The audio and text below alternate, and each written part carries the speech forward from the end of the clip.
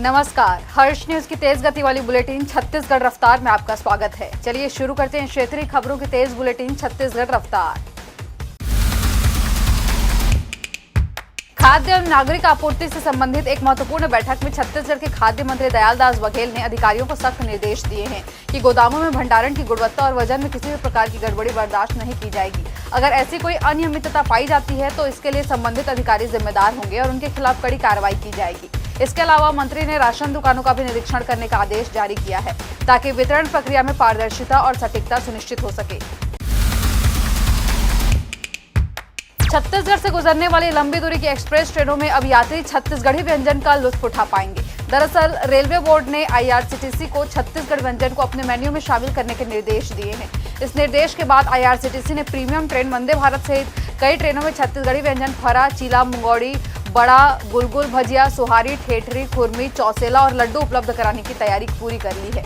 जल्द ही यात्रियों को यह सुविधा मिलने लगेगी। रायपुर रेलवे स्टेशन से रोजाना 130 से ज्यादा ट्रेनें गुजरती हैं। अक्सर यात्रियों की शिकायत मिलती है कि रेलवे की खान-पान सूची में यात्रियों को उनकी पसंद का नाश्ता और भोजन नहीं मिलता। इसी वजह से सफर के दौरान यात्रियों को परेशान होना पड़ता है।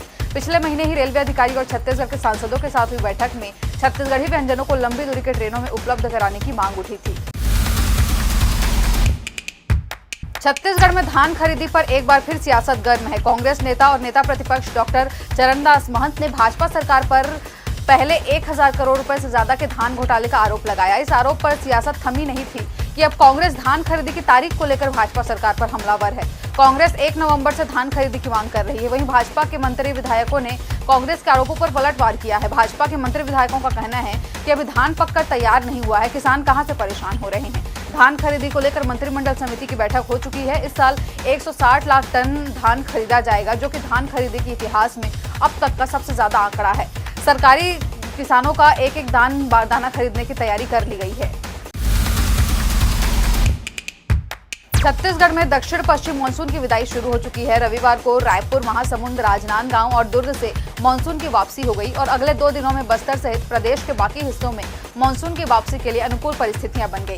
राज्य के कुछ इलाकों में हल्की से मध्यम बारिश दर्ज की गई है, जिसमें सुकमा जिले में सबसे ज्यादा 3 मिलीमीटर बारिश हुई। हालांकि अरब सागर और बंगाल की खाड़ी में बनी मौसम प्रणालियों के प्रभाव से प्रदेश में हल्की बूंदाबांदी की संभावना बनी हुई है। छत्तीसगढ़ लोक सेवा आयोग यानी CGPSC घोटाले में CBI ने छापेमारी शुरू कर दी है। 2021 में जिन 18 अभ्यर्थियों के चयन में धांधली का शक है, उन सभी के घर पर छापे मारकर जांच की गई। कुछ अभ्यर्थियों के घरों में 2 दिन तक तलाशी चली है। बताया जा रहा है कि 12 अक्टूबर को छापेमारी की गई। अभ्यर्थियों के घर से मिले 300 से ज्यादा किताबों और नोटबुक को पढ़ा गया। मोबाइल, कंप्यूटर, लैपटॉप की जाँच की गई। कुछ अभ्यर्थियों के घरों से हार्ड डिस्क और पेन ड्राइव भी जब्त किए गए हैं। अभ्यर्थियों और परिजन के बैंक खाते की भी जाँच की जा रही है।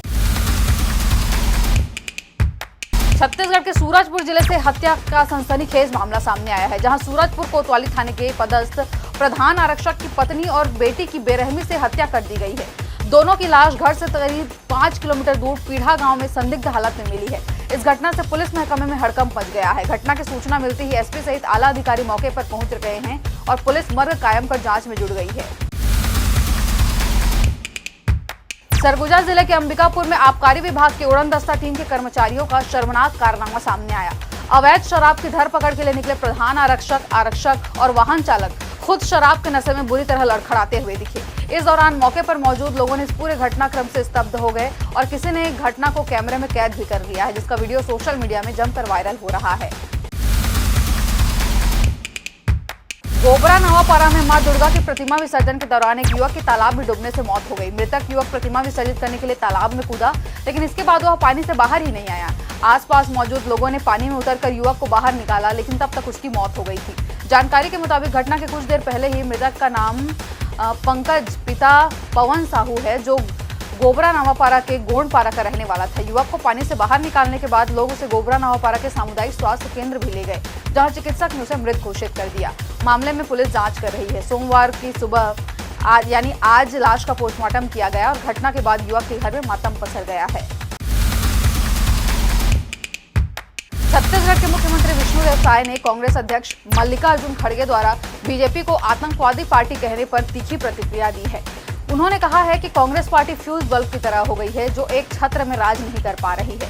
सीएम साय ने कहा कि आजादी के 75 वर्षों में अधिकांश समय कांग्रेस ने राज किया, लेकिन अब अपनी गलत नीतियों और भ्रष्टाचार के जनता का विश्वास खो चुकी है। ये पार्टी आज सिकुड़ती जा रही है। सीएम साय ने कहा कि हमारी सरकार करप्शन के मामले में जीरो टॉलरेंस की नीति अपना रही है। पिछले समय जो भी घोटाले हुए, चाहे वह कोयला घोटाला हो, शराब घोटाला हो, डीएमएफ घोटाला हो या बालू घोटाला, आज उस पर कार्रवाई हो रही है। कई लोग जेल में भी हैं, कई लोग बेल में हैं, कई लोग जेल जाने की तैयारी में हैं।